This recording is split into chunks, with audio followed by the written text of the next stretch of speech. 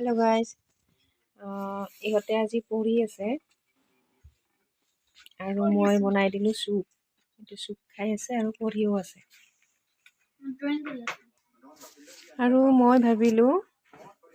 বিহু শেষ হ'ল মাঘ বিহু কিন্তু মই ভাবিলোঁ আজি অকমান পিঠা বনাওঁ বিহুৰ পিছত পিঠা খাই ভাল লাগে এইটো হ'ল নাৰিকল পাটি চেপটা পিঠা বনাম নাৰিকলখিনি মই মিক্সিত গ্ৰাইণ্ড কৰি ল'লোঁ এইখিনি আৰু এয়া হ'ল গুড়খিনি মই গলাই ল'ম আৰু এইখিনি হ'ল পিঠাগুড়ি হ'ল পিঠাগুড়ি আৰু ইয়াতে দিম অকমান ময়দা